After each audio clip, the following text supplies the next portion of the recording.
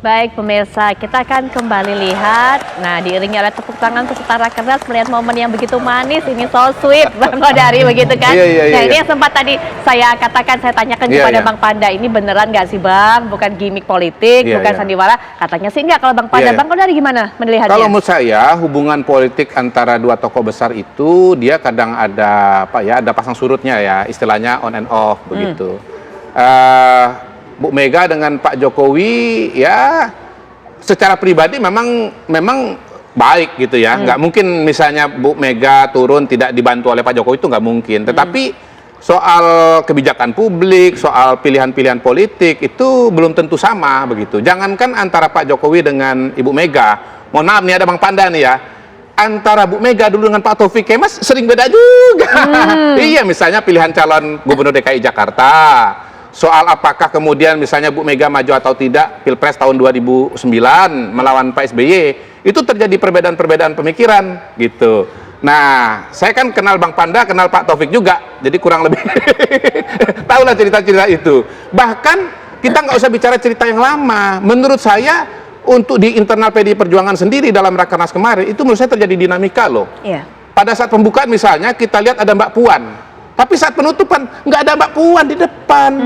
Jadi waktu Bu Mega misalnya pidato itu saya bengong itu ya, ada ngomong Prabowo Ganjar segala macem.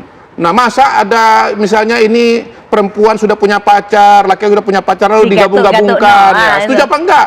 Ini teman setuju nggak nih apa hadirin gitu kan? Oh ada yang diam, ini berarti ya setuju. Nah saya kira itu jangan-jangan ditujukan ke Mbak Puan, karena kalau saya lihat media pernyataan-pernyataan itu kan yang mengeluarkan Prabowo Ganjar itu kan diantaranya Mbak Puan. Baik, Mbak Puan kok nggak ada gitu loh. Mas Hasto tuh ngomong ya dari Ahmad Ibu, kemudian menyebut pas Mas Nanan, Prananda Prabowo, Pak Oli, memang nggak ada Mbak Puan. Saya cari-cari nggak ada itu. Oke, Bang Kodari, sebentar, Bang Panda, karena Bang Kodari sudah menyinggung, kita putar lagi, kita akan lihat lagi bagaimana kemudian pernyataan tersebut dan Mbak Puan ada di mana, kemana begitu kan? Jangan-jangan memang pernyataan itu ditujukan untuk Mbak Puan. Nanti Bang Panda disampaikan pandangan. Silakan, kita akan juga lihat bersama. Nah, dengan cara ini partai tidak menempatkan pemilu hanya pada persoalan capres dan cawapres. Loh, saya sendiri sampai bingung loh. Kan di media tiba-tiba dibilang gini, oh iya sudah ada persetujuan bahwa nanti Pak Prabowo jadi presidennya, Pak Ganjar jadi wakil presidennya. Aku terus di rumah melongo, baik. Ini yang ngomong ki sopo yo? Lah aku kok ketua umumnya malah nggak ngerti. Coba, wes nggak usah didengerin. Lo kok enak banget gitu loh, gatok-gatok kan? Nah, kamu mau nggak? Bukan, kalau ada cewek cakep, ada laki ganteng, tapi nggak sama-sama tune in, terus mau digadok-gadokkan gitu. Ayo, padahal yang perempuan udah punya pacar, yang laki udah punya pacar. Ayo, mau apa enggak?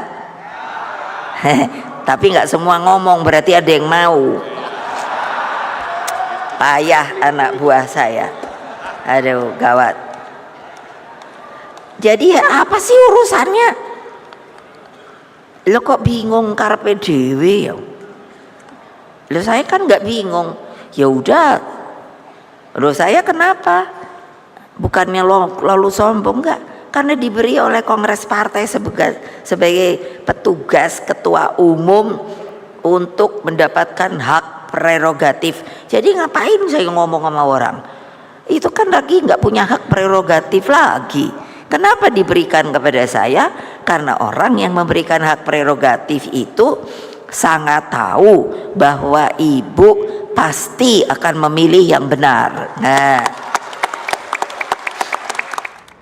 Nah itu dia pernyataan dari Bu Megawati. Jangan-jangan tunjukkan oleh Mbak Puan. Mbak Puan yang memang sepertinya setuju dengan adanya duet antara Prabowo dengan Pak Ganjar. Jadi gini ya, terus terang aja saya sangat prihatin, sangat khawatir dan sangat ngelongso.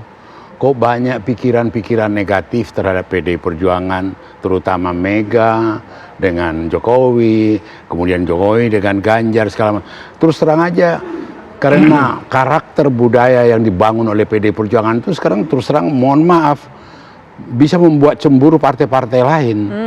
Bisa cemburu.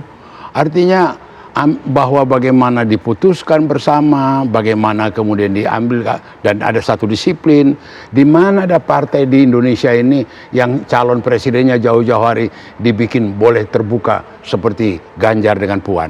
Yang lain ketua umumnya. Mega membuka ruang dan tidak menjadi masalah dan tidak konflik internal kami. Setelah dipilih Ganjar tidak ada pecah. Gitu loh. Jadi soliditas itu dan kemudian kematangan kedewasaan itu, nah kemudian dikait-kaitkan lagi dengan Gibran, ya kan, kemudian dikait-kaitkan lagi Gibran, yang Gibran sendiri sudah viral mengatakan akan memenangkan PDI Perjuangan dan Ganjar, masih dikait-kaitkan dengan Prabowo. Jadi ada suatu saya lihat ya, bukan berburuk sangka, ada sesuatu yang saya lihat.